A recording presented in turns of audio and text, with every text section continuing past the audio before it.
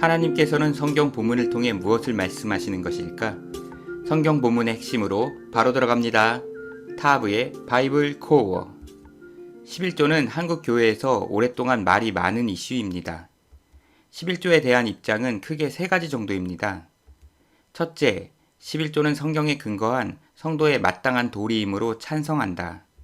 둘째, 11조는 신약시대에 적용되지 않는 율법에 불과하므로 반대한다.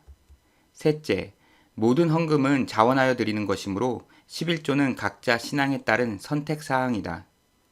이는 크게 찬성, 반대, 중립적 입장으로 나누어 본 것이지 11조를 드리지 않으면 구원받은 신자로 볼 수 없다는 주장이 있는가 하면 반대로 11조를 받는 목사는 지옥에 가며 11조를 드리면 예수님을 모욕하는 것과 같다는 주장도 있습니다.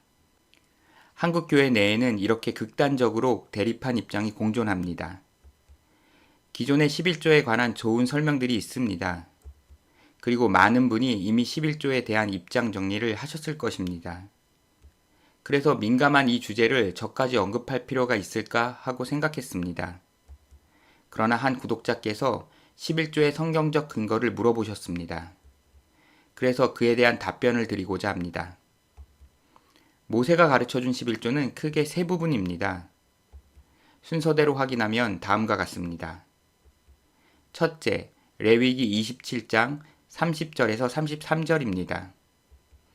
레위기 27장은 하나님께 서원한 예물의 주의사항을 설명합니다. 그러한 내용의 연장선상에서 11조를 언급하였습니다. 여기에서 11조의 대상을 경작한 결실과 목축의 결과로 말씀하셨습니다. 이는 이스라엘의 주 수입원이 농업과 목축이기 때문으로 보입니다. 한 번 책정된 11조를 바꾸려면 5분의 1을 더 내야 한다는 페널티는 하나님의 것이라는 진중함을 보여줍니다. 따라서 레위기 27장에서는 11조의 대상과 11조가 구별된 하나님의 것임을 가르쳐 주셨습니다. 둘째, 민수기 18장 21절에서 32절입니다. 하나님께서는 이스라엘의 마지는 하나님의 것이라고 하셨습니다. 그러나 이스라엘의 마지를 일일이 차출하지 않으시고 그들을 대신하여 레위인을 따로 두셨습니다. 그들에게 성막 사역과 율법을 가르치는 사역을 맡기셨습니다. 그런데 하나님께서는 레위인들에게 경작할 땅을 주지 않으셨습니다. 레위인들은 생계가 막막한 상황입니다. 그러나 이스라엘 백성들에게 레위인을 위한 소출의 11조를 내라고 하셨습니다. 따라서 11조의 용도는 이스라엘을 대표해서 사역하는 레위인들의 생활비입니다. 이어서 하나님께서는 레위인들도 자기 몫으로 받는 11조 중에서 다시 구별하여 11조를 드리라고 하셨습니다. 결국 레위인까지 모든 백성이 11조를 드리게 됩니다. 이를 보면 11조의 목적이 단지 레위인의 생활비만은 아닌 것으로 보입니다. 11조의 또 다른 목적은 하나님의 통치를 인정하는 의미입니다. 셋째, 신명기 14장 22절에서 29절입니다. 여기에는 11조의 용도가 민수기와 다릅니다. 11조를 하나님의 임재를 상징하는 성막이나 성전으로 가지고 와서 식구들과 나누어 먹으라고 합니다.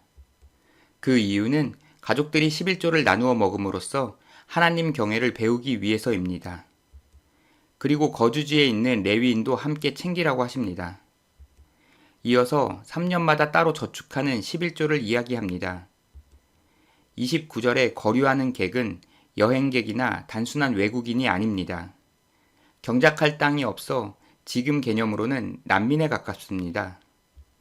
또한 고아와 과부는 경제력이 없는 가난한 사람들입니다. 따라서 3년마다 11조를 레위인뿐만 아니라 가난한 사람들에게도 나누어 주라는 말입니다. 여기까지 율법에 기록된 11조의 목적을 정리하면 다음과 같습니다. 첫째, 소출을 하나님께서 주셨음을 인정하고 감사하는 의미를 지닙니다. 둘째, 레위인의 생계를 위하여 사용합니다. 셋째, 가난한 이들의 구제를 위해 사용합니다. 다음으로 율법에서 말한 11조의 분량을 생각해 보겠습니다. 11조의 분량에 대해서는 세 가지 견해가 있습니다. 첫째, 민수기와 신명기는 내용과 용도가 다르므로 별도의 11조이다. 그리고 매 3년 끝에 내는 11조도 추가로 더 내는 것이다. 그렇기 때문에 민수기에 따라 레위인을 위한 10%, 신명기에 따라 성전에서 식구들과 나누어 먹는 10%, 구제를 위한 11조는 3년에 한 번씩 내니까 1년에 3.3%, 따라서 율법에서 말하는 11조는 수입의 23.3%이다. 둘째, 민수기와 신명기는 같은 11조를 말한 것이다. 단, 3년마다 구제를 위한 11조는 따로 드렸다. 그래서 평균하여 수입의 13.3%가 11조이다. 셋째, 신명기에 기록된 매 3년 끝의 11조는 3년마다 따로 11조를 더 내는 것이 아니다. 매년 드리는 11조에서 3년째는 구제로도 사용할 뿐이다. 따라서 매년 수입의 10%가 11조이다. 여러분은 율법이 말하는 11조의 분량이 몇 %라고 생각하시나요? 제가 보기에는 마지막 경우인 10%라고 생각합니다. 그 이유는 다음과 같습니다. 민수기에서는 11조를 레위인의 생활비로 사용하라고 했습니다. 신명기에도 11조를 레위인의 생활비라고 말씀하셨습니다. 또한 3년째 11조의 용도도 구제만이 아닙니다. 레위인의 생활비도 포함되어 있습니다. 따라서 민수기와 신명기는 다른 용도의 11조를 말하지 않았습니다. 11조로 매년 레위인의 생계를 책임지면서 3년째는 특별히 난민, 고아, 가부도 신경 쓰라는 말씀입니다. 성전에서 11조를 식구들과 먹으라는 신명기의 말씀은 11조 전부를 먹으라는 의미가 아닙니다. 그러기에는 분량이 너무 많습니다. 이는 11조의 일부분을 성전에서 먹어 하나님께서 소출을 주셨음에 감사하며 즐기라는 의미입니다. 여기까지 율법에서 말한 11조를 정리하면 다음과 같습니다.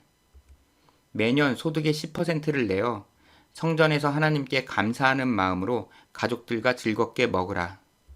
그리고 레위인의 몫을 챙겨주고 내 거주지에 있는 가난한 이들에게 나누어 주라.